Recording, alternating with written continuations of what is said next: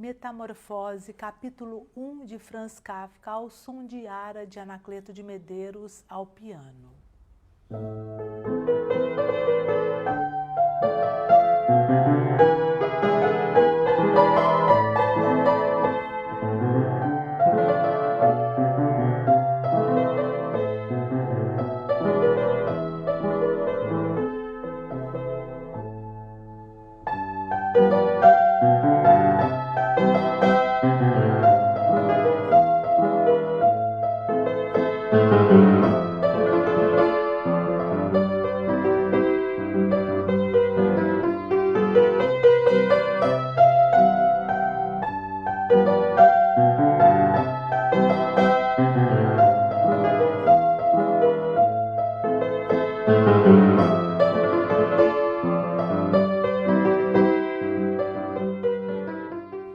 Capítulo 1. Numa manhã, ao despertar de sonhos inquietantes, Gregório Samsa deu por si na cama, transformado num gigantesco inseto. Estava deitado sobre o dorso, tão duro que parecia revestido de metal, e ao levantar um pouco a cabeça, divisou o arredondado ventre castanho, dividido em duros segmentos arqueados, sobre o qual a colcha dificilmente mantinha a posição e estava a ponto de escorregar. Comparadas com o resto do corpo, as inúmeras pernas, que eram miseravelmente finas, agitavam-se desesperadamente diante de seus olhos. Que me aconteceu? Pensou. Não era nenhum sonho. O quarto, um vulgar quarto humano, apenas bastante acanhado, ali estava, como de costume, entre as quatro paredes que lhe eram familiares. Por cima da mesa onde estava deitado, desembrulhada e em completa desordem, uma série de amostras de roupas. Samsa era caixeiro viajante, estava pendurada a fotografia que recentemente recortara de uma revista ilustrada e colocara numa bonita moldura dourada. Mostrava uma senhora de chapéu e estola de peles rigidamente sentada, a estender ao espectador um enorme regalo de peles, onde o antebraço sumia. Gregório desviou então a vista para a janela e deu com o céu nublado. Ouviam-se os pingos de chuva a baterem na calha da janela e isso o fez sentir-se bastante melancólico. Não seria melhor dormir um pouco e esquecer todo este delírio? Cogitou. Mas era impossível, estava habituado a dormir para o lado direito e na presente situação não podia virar-se. Por mais que se esforçasse por inclinar o corpo para a direita, tornava sempre a rebolar, ficando de costas. Tentou pelo menos 100 vezes, fechando os olhos para evitar ver as pernas a debaterem-se, e só desistiu quando começou a sentir no flanco uma ligeira dor entorpecida que nunca antes experimentara. Oh, meu Deus, pensou, que trabalho tão cansativo escolhi. Viajar dia sim, dia não, é um trabalho muito mais irritante do que o trabalho do escritório propriamente dito. E ainda por cima, há ainda o desconforto de andar sempre a viajar, preocupado com as ligações dos trens, com a cama e com as refeições irregulares, com conhecimentos casuais que são sempre novos e nunca se tornam amigos íntimos. Diabos levem tudo isto. Sentiu uma leve comichão na barriga, arrastou-se lentamente sobre as costas, mais para cima na cama, de modo a conseguir mexer mais facilmente a cabeça. Identificou o local da comichão, que estava rodeado de uma série de pequenas manchas brancas, cuja natureza não compreendeu no momento, e fez menção de tocar lá com uma perna, mas imediatamente a retirou, pois ao seu contato sentiu-se percorrido por um arrepio gelado. Voltou a deixar-se escorregar para a posição inicial. Isto de levantar cedo, pensou, deixa a pessoa estúpida. Um homem necessita de sono. Há outros comerciantes que vivem como mulheres de harém. Por exemplo, quando volto para o hotel de manhã para tomar nota das encomendas que tenho, esses se limitam a sentar-se à mesa para o pequeno almoço. Eu que tentasse sequer fazer isso com o meu patrão, era logo despedido. De qualquer maneira, era capaz de ser bom para mim. Quem sabe, se não tivesse de me aguentar por causa dos meus pais há muito tempo que me teria despedido. Iria ter com o patrão e lhe falar exatamente o que penso dele. Havia de cair ao comprido em cima da secretária. Também é um hábito esquisito esse de se sentar a uma secretária em plano elevado e falar para baixo para os empregados, tanto mais que eles tendem a aproximar-se bastante porque o patrão é ruim de ouvido. Bem, ainda há uma esperança, depois de ter economizado o suficiente para pagar o que os meus pais lhe devem, o que deve levar outros 5 ou 6 anos. Faço-o com certeza. Nessa altura vou me libertar completamente, mas para agora o melhor é me levantar porque o meu trem parte às 5. Olhou para o despertador que fazia tic-tac na cômoda. Pai do céu, pensou. Eram 6h30 e os ponteiros moviam-se em silêncio. Até passava da meia hora, era quase 1/4 para as 7. O despertador não teria tocado? Da cama via-se que estava corretamente regulado para as 4. Claro que devia ter tocado, sim, mas seria possível dormir sossegadamente no meio daquele barulho que trespassava os ouvidos? Bem, ele não tinha dormido sossegadamente. No entanto, aparentemente, se assim era, ainda devia ter sentido mais o barulho. Mas que faria agora? O próximo trem saía às 7. Para o apanhar, tinha de correr como um doido. As amostras ainda não estavam embrulhadas e ele próprio não se sentia particularmente fresco e ativo. E mesmo que apanhasse o trem, não conseguiria evitar uma reprimenda do chefe, visto que o porteiro da firma havia de ter esperado o trem das 5 e há muito teria comunicado a sua ausência.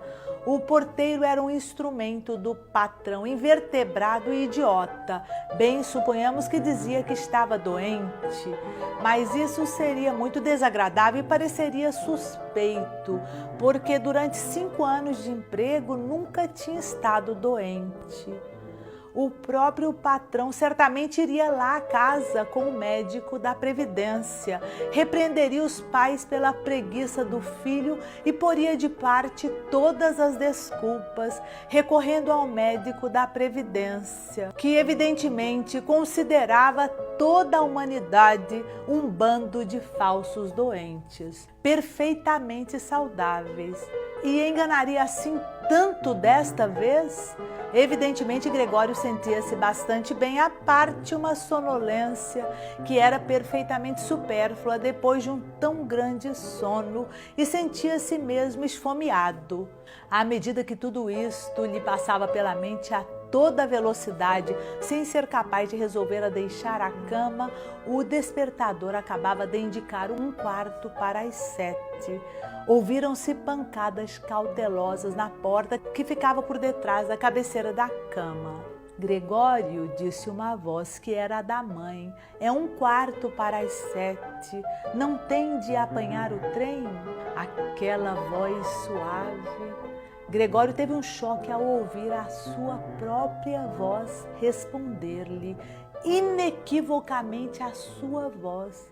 É certo, mas com um horrível e persistente guincho chilreante como fundo sonoro que apenas conservava a forma distinta das palavras no primeiro momento, após o que subia de tom ecoando em torno delas, até destruir-lhe o sentido, de tal modo que não podia ter-se a certeza de tê-las ouvido corretamente. Gregório queria dar uma resposta longa, explicando tudo, mas em tais circunstâncias limitou-se a dizer: sim, sim, obrigado, mãe, já vou levantar. A porta de madeira que o separava devia ter evitado que a sua mudança de voz fosse perceptível do lado de fora, pois a mãe contentou-se com esta afirmação, afastando-se rapidamente. Esta breve troca de palavras tinha feito os outros membros da família notarem que Gregório estava ainda em casa, ao contrário do que esperavam, e agora o pai batia a uma das portas laterais suavemente, embora com o punho. Gregório, Gregório, chamou. O que você tem? E, passando pouco tempo depois, tornou a chamar com voz mais firme. Gregório, Gregório! Junto da outra porta lateral, a irmã chamava em tom baixo e quase lamentoso. Gregório, não se sente bem? Precisa de alguma coisa? Respondeu a ambos ao mesmo tempo. Estou quase pronto. E esforçou-se o máximo porque a voz soasse tão normal quanto possível, pronunciando as palavras muito claramente e deixando grandes pausas entre elas. Assim o pai voltou ao breve almoço, mas a irmã segredou. Gregório, abre esta porta, anda. Ele não tencionava abrir a porta e sentia-se grato ao prudente hábito que adquirira em viagem de fechar todas as portas à chave durante a noite, mesmo em casa. A sua intenção imediata era levantar-se silenciosamente sem ser incomodado, vestir-se e, sobretudo, tomar o breve almoço e só depois estudar o que mais havia a fazer, dado que na cama, bem o sabia, as suas meditações não levariam a qualquer conclusão sensata. Lembrava-se de muitas vezes ter sentido pequenas dores enquanto deitado, provavelmente causadas por posições incômodas que se tinham revelado puramente imaginárias ao levantar-se, e ansiava fortemente por ver as ilusões desta manhã desfazerem-se gradualmente. Não tinha a menor dúvida de que a alteração da sua voz outra coisa não era que o prenúncio de um forte resfriado, doença permanente dos caixeiros viajantes. Libertar-se da colcha era tarefa bastante fácil, bastava-lhe inchar um pouco o corpo e deixá-la cair por si. Mas o movimento seguinte era complicado, especialmente devido à sua invulgar largura. Precisaria de braços e mãos para erguer-se. Em seu lugar tinha apenas as inúmeras perninhas que não cessavam de agitar-se em todas as direções e que de modo nenhum conseguia controlar.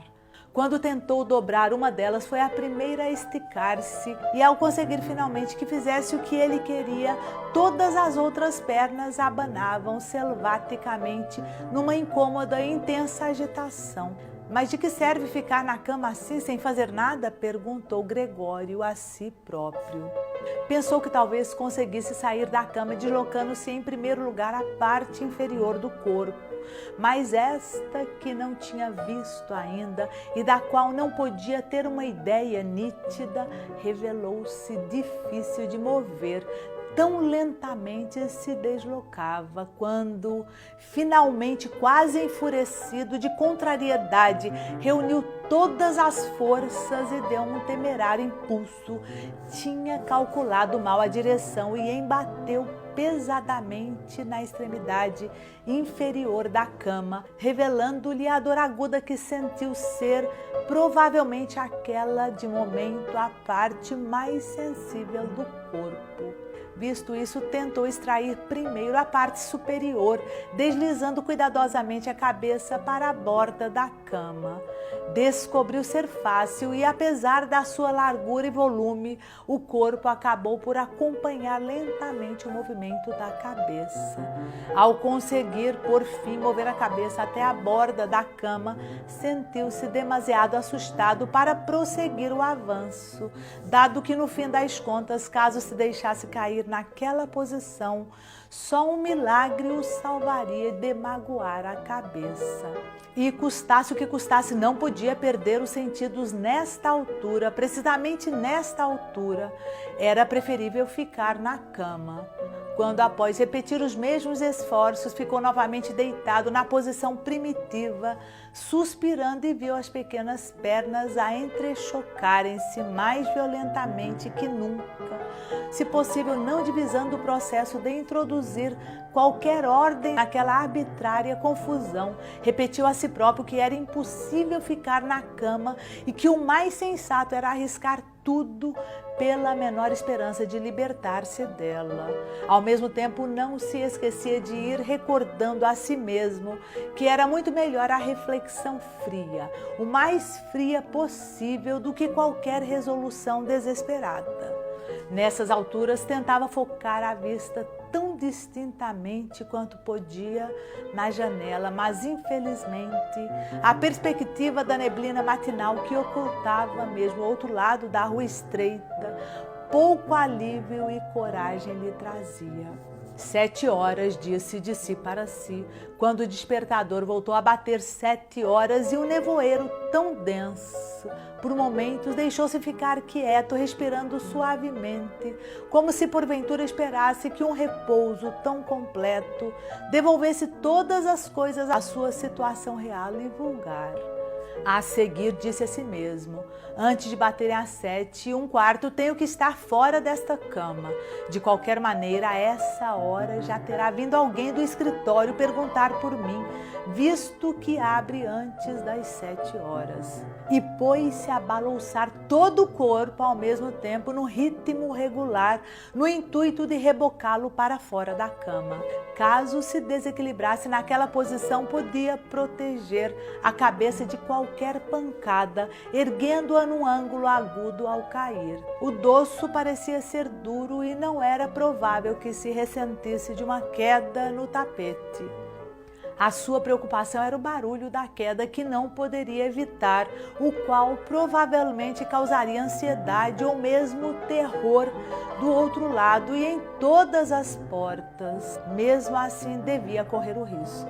Quando estava quase fora da cama, o novo processo era mais um jogo que um esforço, dado que apenas precisava rebolar, balouçando-se para um lado e para o outro. Veio-lhe a ideia como seria fácil se conseguisse ajuda. 2 pessoas fortes, pensou no pai e na criada, seriam largamente suficientes. Não teriam mais que meter-lhe os braços por baixo do dorso convexo, levantá-lo para fora da cama, curvarem-se com o fardo e em seguida ter a paciência de o colocar direito no chão, onde era de esperar que as pernas encontrassem então a função própria. Bem, à parte o fato de todas as portas estarem fechadas à chave, deveria mesmo pedir auxílio. A despeito da sua infelicidade, não podia deixar de sorrir ante a simples ideia de tentar. Tinha chegado tão longe que mal podia manter o equilíbrio quando balouçava com força e em breve teria de encher-se de coragem para a decisão final, visto que daí a 5 minutos seriam 7h15, quando soou a campainha da porta. É alguém do escritório, disse com os seus botões, e ficou quase rígido, ao mesmo tempo que as pequenas pernas se limitavam a agitar-se ainda mais depressa. Por instantes, tudo ficou silencioso. Não vão abrir a porta, disse Gregório de si para si, agarrando-se a qualquer esperança irracional. A seguir, a criada foi à porta, como de costume, com o seu andar pesado, e abriu-a. Gregório apenas precisou ouvir o primeiro bom dia do visitante para imediatamente saber quem era. Era o chefe de escritório em pessoa, que sina a estar condenado a trabalhar numa firma em que a menor omissão dava imediatamente aso à maior das suspeitas. Seria que todos os empregados em bloco não passavam de malandros, que não havia entre eles um único homem devotado e leal, que tendo uma manhã perdido 1 hora de trabalho na firma ou coisa parecida, fosse tão atormentado pela consciência que perdesse a cabeça e ficasse realmente incapaz de levantar-se da cama? Não teria bastado mandar um aprendiz perguntar se era realmente necessária qualquer pergunta? conta. Teria que vir o próprio chefe de escritório, dando assim a conhecer a toda a família, uma família inocente, que esta circunstância suspeita não podia ser investigada por ninguém menos versado nos negócios que ele próprio, e mais pela agitação provocada por tais reflexões do que por qualquer desejo, Gregório rebolou com toda a força para fora da cama. Houve um baque sonoro, mas não propriamente um estrondo. A queda foi até certo ponto amortecida pelo tapete. Também o dorso era menos duro do que ele pensava, de modo que foi apenas um baque surdo, nem por isso muito alarmante. Simplesmente não tinha erguido a cabeça com cuidado suficiente e batera com ela. Virou-a e esfregou-a no tapete de dor e irritação. Alguma coisa caiu ali dentro, disse o chefe de escritório na sala contígua do lado esquerdo. Gregório tentou supor no seu íntimo que um dia poderia acontecer ao chefe de escritório qualquer coisa como a que hoje lhe acontecera a ele. Ninguém podia negar que era possível. Como em brusca resposta a esta suposição, o chefe de escritório deu alguns passos firmes na sala ao lado, fazendo ranger as botas de couro envernizado. Do quarto da direita, a irmã segredava para informá-lo da situação. Gregório, está aqui o chefe de escritório. Eu sei, murmurou Gregório de si para si, mas não ousou erguer a voz o suficiente para a irmã o ouvir. Gregório, disse então o pai do quarto à esquerda, está aqui o chefe de escritório e quer saber por que é que não apanhou o primeiro trem. Não sabemos o que dizer para ele. Além disso, ele quer falar contigo pessoalmente. Abre essa porta, faz-me o favor. Com certeza não vai reparar na desarrumação do quarto. Bom dia, senhor Sampsa, saudava agora amistosamente o chefe de escritório. Ele não está bem, disse a mãe ao visitante, ao mesmo tempo que o pai falava ainda através da porta. Ele não está bem, senhor, pode acreditar. Se assim não fosse, ele alguma vez ia perder um trem. O rapaz não pensa senão no emprego. Quase me zango com a mania que ele tem de nunca sair à noite. Há 8 dias que está em casa e não houve uma única noite que não ficasse em casa. Senta-se ali à mesa muito sossegada a ler o jornal ou a consultar horários de trens. O único divertimento dele é talhar madeira. Passou 2 ou 3 noites a cortar uma moldurazinha de madeira. O senhor ficaria admirado se visse como ela é bonita. Está pendurada no quarto dele. No instante vai vê-la assim que o Gregório abrir a porta. Devo dizer que estou muito satisfeita por o senhor ter vindo.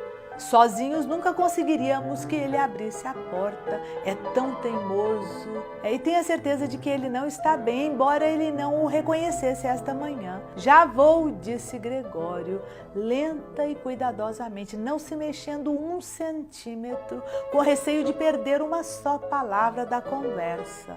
Não imagino qualquer outra explicação, minha senhora, disse o chefe de escritório. Espero que não seja nada de grave, embora, por outro lado, deva dizer que nós, homens de negócios, feliz ou infelizmente, temos muitas vezes de ignorar pura e simplesmente qualquer ligeira indisposição, visto que é preciso olhar pelo negócio. Bem, o chefe de escritório pode entrar? Perguntou impacientemente o pai de Gregório, tornando a bater na porta. Não, disse Gregório. Na sala da esquerda seguiu-se um doloroso silêncio a esta recusa, enquanto no compartimento da direita a irmã começava a soluçar. Por que não se juntava a irmã aos outros? Provavelmente tinha se levantado da cama há pouco tempo e ainda nem começara a vestir-se. Bem, por que chorava ela? Por ele não se levantar e não abrir a porta ao chefe de escritório?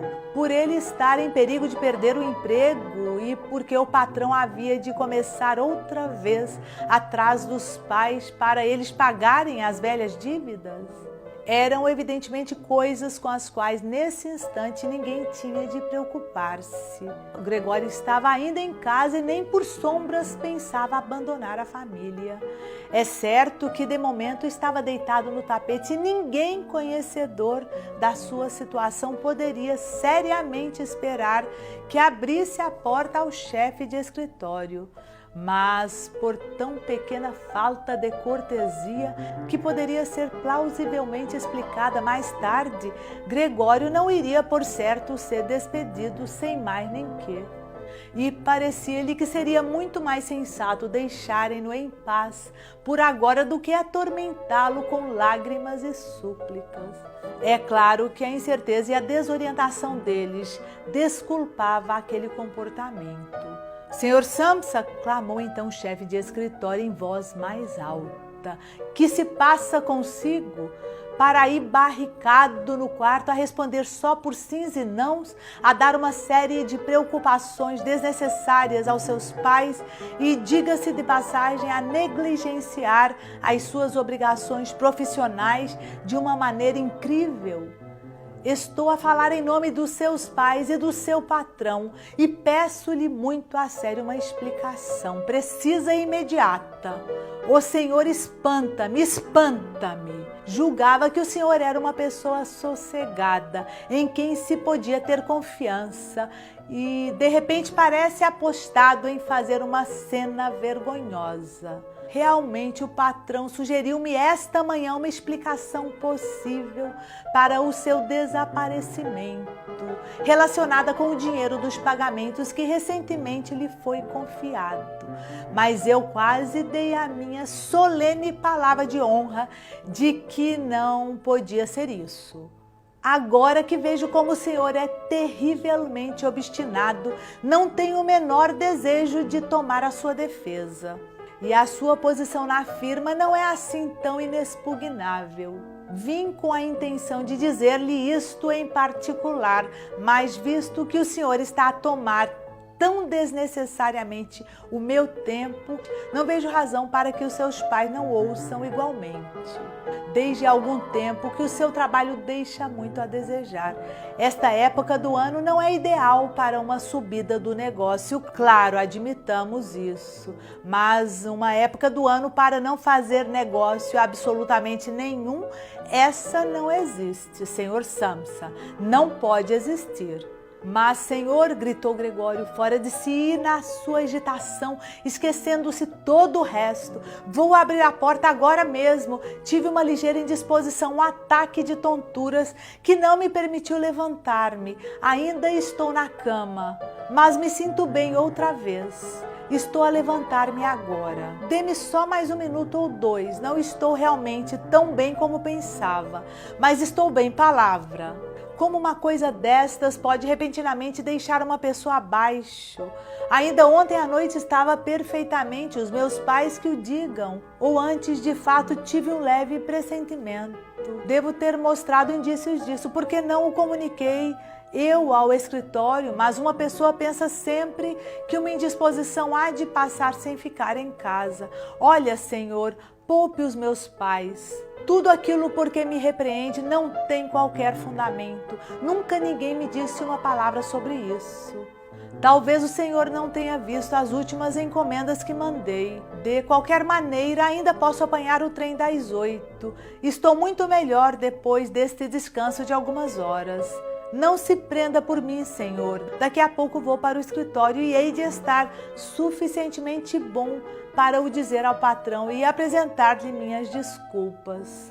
Ao mesmo tempo que tudo isto lhe saía tão desordenadamente de jato que Gregório mal sabia o que estava a dizer. Havia chegado facilmente à cômoda, talvez devido à prática que tinha tido na cama, e tentava agora erguer-se em pé, socorrendo-se dela.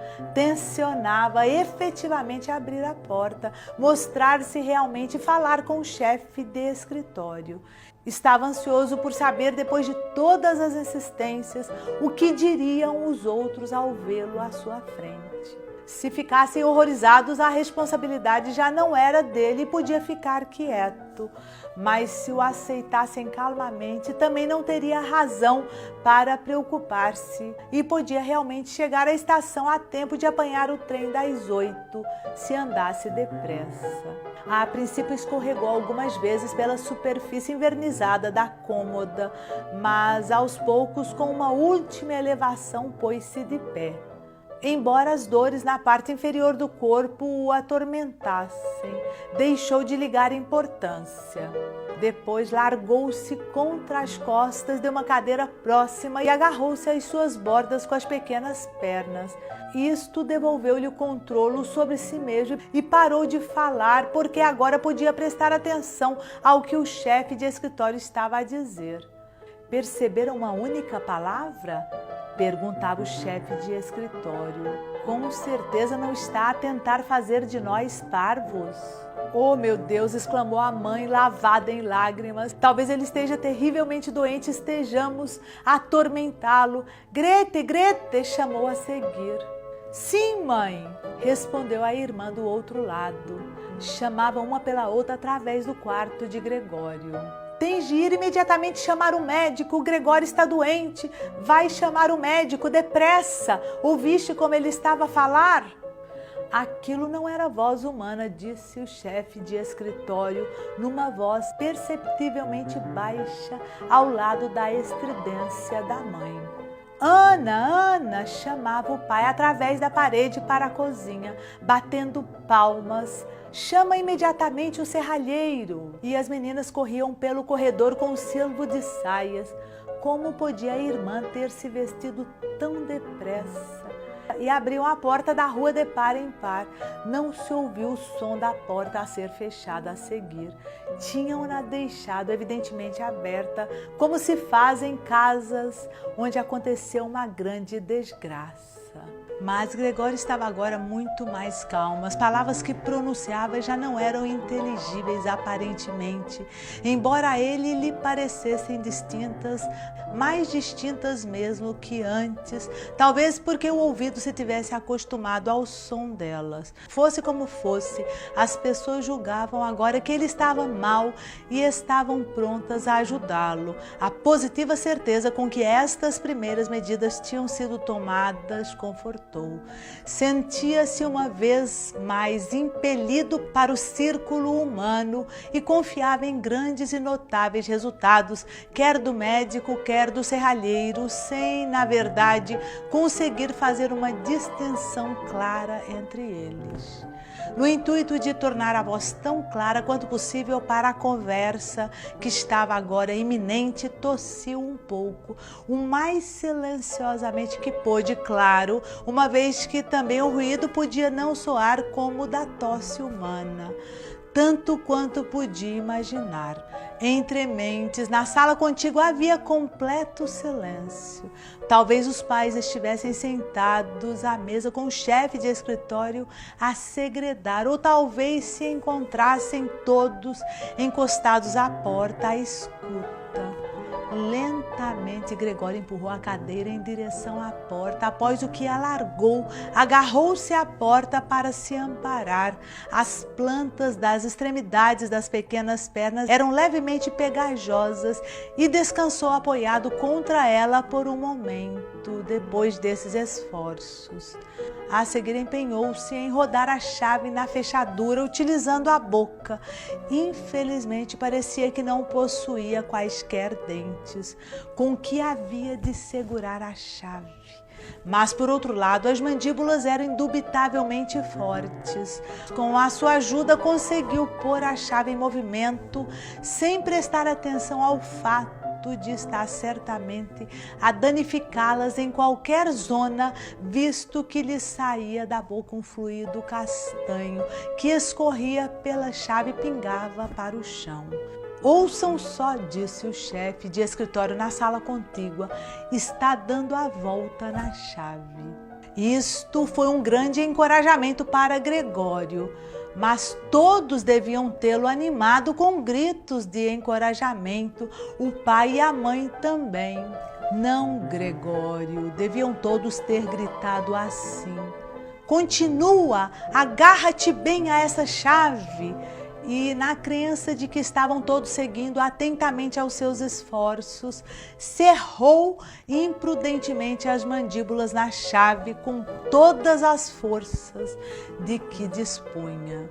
À medida que a rotação da chave progredia, ele torneava a fechadura, segurando-se agora só com a boca, empurrando a chave ou puxando-a para baixo com todo o peso do corpo, consoante era necessário.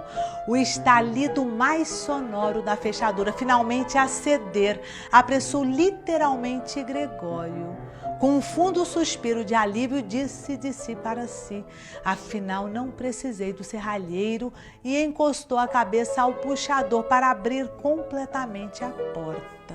Como tinha de puxar a porta para si, manteve-se oculto, mesmo quando a porta ficou escancarada. Teve de deslizar lentamente para contornar a portada mais próxima da porta dupla, manobra que lhe exigiu grande cuidado, não fosse cair em cheio de costas. Mesmo ali no limiar, estava ainda empenhado nesta operação sem ter tempo para observar qualquer outra coisa, quando ouviu o chefe de escritório soltar um agudo "oh!", que mais parecia um rugido do vento. Foi então que o viu de pé junto da porta, com uma mão a tremer, tapando a boca aberta e recuando, como se impelido por qualquer súbita força invisível. A mãe, apesar da presença do chefe de escritório, tinha o cabelo ainda em desalinho, espetado em todas as direções. Começou por retorcer as mãos e olhar para o pai, após o que deu 2 passos em direção a Gregório e tombou no chão, num torvelinho de saias, o rosto escondido no peito. O pai cerrou os punhos com um ar cruel, como se quisesse obrigar Gregório a voltar para o quarto com um murro. Depois olhou perplexo em torno da sala de estar, cobriu os olhos com as mãos e desatou a chorar. O peito vigoroso sacudia por soluços. Gregório não entrou na sala, mantendo-se encostado à parte interior da portada fechada, deixando apenas metade do corpo à vista, a cabeça a tombar para um e outro lado, de forma a ver os demais. Entretanto, a manhã tornara-se mais límpida. Do outro lado da rua divisava-se nitidamente uma parte do edifício cinzento escuro, interminavelmente comprido, que era o hospital, abruptamente interrompido por uma fila de janelas iguais. Chovia ainda, mas eram apenas grandes pingos bem visíveis que caíam literalmente um a um. Sobre a mesa espalhava-se a louça do breve almoço, visto que esta era para o pai de Gregório a refeição mais importante, que prolongava durante horas, percorrendo diversos jornais. Mesmo em frente de Gregório havia uma fotografia pendurada na parede que o mostrava fardado de tenente no tempo em que fizera o serviço militar, a mão na espada e um sorriso despreocupado na face, que impunha respeito pelo uniforme e pelo seu porte militar. A porta que dava para o vestíbulo estava aberta, vendo-se também aberta a porta de entrada, para além da qual se avistava o terraço de entrada e os primeiros degraus da escada. Bem, disse Gregório, perfeitamente consciente de ser o único que mantinha uma certa compostura. Vou me vestir, embalar as amostras e sair, desde que o senhor me dê licença que eu saia. Como vê, não sou obstinado e tenho vontade de trabalhar. A profissão de caixeiro viajante é dura, mas não posso viver sem ela. Para onde vai o senhor? Para o escritório? Sim. Não se importa de contar lá exatamente o que aconteceu? Uma pessoa pode estar temporariamente incapacitada, mas essa é a altura indicada para recordar os seus serviços anteriores e ter em mente que mais tarde, vencida a incapacidade, a pessoa certamente trabalhará com mais diligência e concentração. Tenho uma dívida de lealdade para com o patrão, como o senhor bem sabe. Além disso, tenho de olhar pelos meus pais e pela minha irmã. Estou a passar por uma situação difícil, mas acabarei vencendo.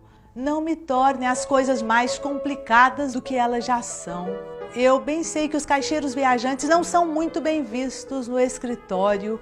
As pessoas pensam que eles levam uma vida estupenda e ganham rios de dinheiro. Trata-se de um preconceito que nenhuma razão especial leva a reconsiderar. Mas o senhor vê as coisas profissionais de uma maneira mais compreensiva do que o resto do pessoal. Isso vê aqui para nós. Deixe que lhe diga, mais compreensiva do que o próprio patrão, que sendo proprietário facilmente se deixa influenciar contra qualquer dos empregados. E o senhor bem sabe que o caixeiro viajante, que durante todo o ano raramente está no escritório, é muitas vezes vítima de injustiças do azar e de queixas injustificadas, das quais normalmente nada sabe, a não ser quando regressa, exausto das suas deslocações, e só nessa altura sofre pessoalmente as suas funestas consequências. Para estas não consegue descobrir as causas originais. Peço-lhe, por favor, que não se vá embora sem uma palavra sequer que mostre que me dá razão, pelo menos em parte. Logo as primeiras palavras de Gregório, o chefe de escritório, recuara e limitava-se a fitá-lo embasbacado, retorcendo os lábios por cima do ombro crispado. Enquanto Gregório falava, não estivera um momento quieto, procurando, sem tirar os olhos de Gregório, esgueirar-se para a porta, centímetro a centímetro, como se obedecesse a qualquer ordem secreta para abandonar a sala. Estava junto ao vestíbulo e a maneira súbita como deu um último passo para sair da sala de estar levaria a crer que tinha posto o pé em cima de uma brasa. Chegado ao vestíbulo, estendeu o braço direito para as escadas, como se qualquer poder sobrenatural ali o aguardasse para libertá-lo. Gregório percebeu-se de que, se quisesse que a sua posição na firma não corresse sérios riscos, não podia de modo algum permitir que o chefe de escritório saísse naquele estado de espírito. Os pais não ligavam tão bem deste acontecimento, tinham-se convencido ao longo dos anos de que Gregório estava instalado na firma para toda a vida e, além disso, estavam tão consternados com as suas preocupações imediatas que nem lhes ocorria pensar no futuro. Gregório, porém, pensava, era preciso deter, acalmar, persuadir e, por fim, conquistar o chefe de escritório. Quer o seu futuro, quer o da família dependiam disso. Se ao menos a irmã ali estivesse. Era inteligente começar a chorar quando Gregório estava ainda deitado de costas na cama. E, por certo, o chefe de escritório, parcial como era em relação às mulheres, acabaria se deixando levar por ela. A irmã teria fechado a porta de entrada e no vestíbulo dissiparia o horror. Mas ela não estava e Gregório teria de enfrentar sozinho a situação. E sem refletir que não sabia ainda de que capacidade de movimentos dispunha, sem se lembrar sequer de que havia todas as possibilidades e até todas as probabilidades de as suas palavras serem mais uma vez ininteligíveis, afastou-se do umbral da porta, deslizou pela abertura e começou a encaminhar-se para o chefe de escritório, que estava agarrado com ambas as mãos no corrimão da escada para o terraço. Subitamente, ao procurar apoio, Gregório tombou com um grito débil por sobre as inúmeras pernas. Mas, chegado a essa posição, experimentou pela primeira vez nessa manhã uma sensação de conforto físico. Tinha as pernas em terra firme, obedeciam-lhe completamente, conforme observou com alegria, e esforçavam-se até por impeli-lo em qualquer direção que pretendesse. Sentiu-se tentado a pensar que estava ao seu alcance um alívio final para todo o sofrimento. No preciso momento em que se encontrou no chão, balançando-se com sofrida ânsia para mover-se, não longe da mãe, na realidade mesmo defronte dela, esta que parecia até aí completamente aniquilada, pôs-se de pé de um salto de braços e dedos estendidos aos gritos. Socorro, por amor de Deus, socorro! Baixou a cabeça como se quisesse observar melhor Gregório, mas pelo contrário continuou a recuar disparadamente e, esquecendo-se de que tinha atrás de si ainda a mesa posta, sentou-se precipitadamente nela como se tivesse perdido momentaneamente a razão ao esbarrar contra o obstáculo imprevisto.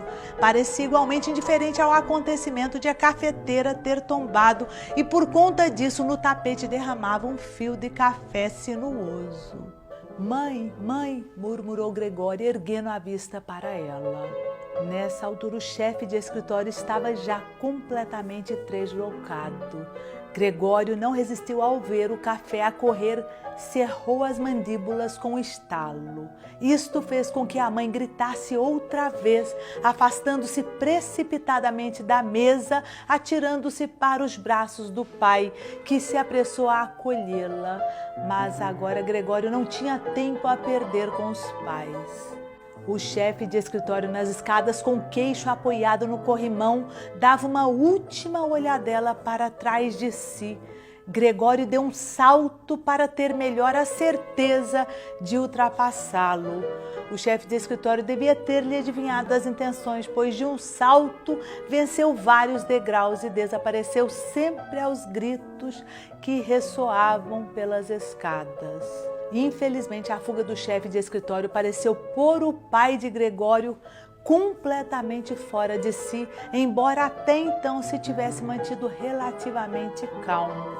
Assim, em lugar de correr atrás do homem ou de, pelo menos, não interferir na perseguição de Gregório, agarrou com a mão direita a bengala que o chefe de escritório tinha deixado numa cadeira, juntamente com o chapéu e um sobretudo, e com a esquerda no jornal que estava em cima da mesa, e batendo com os pés e brandindo a bengala e o jornal, tentou forçar Gregório a regressar para o quarto. De nada valeram os rogos de Gregório, que aliás nem sequer eram compreendidos. Por mais que baixasse humildemente a cabeça, o pai limitava-se a bater mais fortemente com os pés no chão. Por trás do pai, a mãe tinha escancarado uma janela apesar do frio e debruçava-se a ela, segurando a cabeça com as mãos. Uma rajada de vento penetrou pelas escadas, agitando as cortinas da janela e agitando os jornais que estavam sobre a mesa, o que fez que se espalhassem algumas páginas pelo chão. Impiedosamente, o pai de Gregório obrigava-o a recuar, assobiando e gritando como um selvagem. Mas Gregório estava pouco habituado a andar para trás, o que se revelou um processo lento.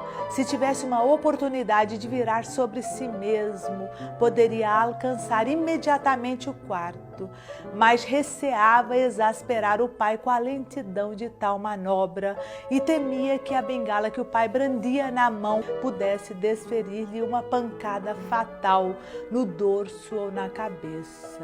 Finalmente reconheceu que não lhe restava alternativa, pois verificou aterrorizado que ao recuar nem sequer conseguia controlar a direção em que se deslocava-se. Assim, sempre observando ansiosamente o pai de soslaio, começou a virar o mais rapidamente que pôde, o que na realidade era muito moroso. Talvez o pai tivesse registrado as suas boas intenções, visto que não interferiu, a não ser para, de quando em quando, e à distância, lhe auxiliar a manobra com a ponta da bengala.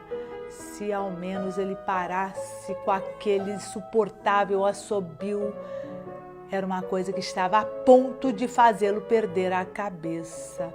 Quase havia completado a rotação quando o assobio o desorientou de tal modo que tornou a virar-se ligeiramente na direção errada. Quando finalmente viu a porta à sua frente, pareceu-lhe que o corpo era demasiadamente largo para poder passar pela abertura. É claro que o pai, no estado de espírito atual, estava bem longe de pensar em qualquer coisa que se parecesse com abrir a outra portada para dar espaço à passagem de Gregório.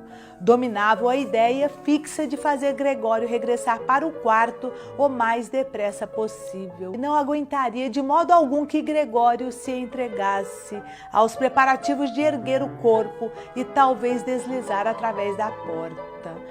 Nesta altura, o pai estava porventura a fazer mais barulho que nunca para obrigá-lo a avançar, como se não houvesse obstáculo nenhum que o impedisse. Fosse como fosse, o barulho que Gregório ouvia atrás de si não lhe soava aos ouvidos como a voz de pai nenhum. Não sendo o caso para brincadeiras, Gregório lançou-se, sem se preocupar com as consequências, pela abertura da porta. Um dos lados do corpo ergueu-se e Gregório ficou entalado no umbral da porta, ferindo-se no flanco, que cobria a porta branca de horrorosas manchas. Não tardou em ficar completamente preso, de tal modo que, por si só, não poderia mover-se, com as pernas de um dos lados a agitarem-se tremulamente no ar e as do outro penosamente esmagadas de encontro ao soalho. Foi então que o pai lhe deu um violento empurrão que constituiu literalmente um alívio e Gregório voou até o meio do quarto, sangrando abundantemente. Empurrada pela bengala, a porta fechou-se violentamente atrás de si e, por fim, fez-se o silêncio.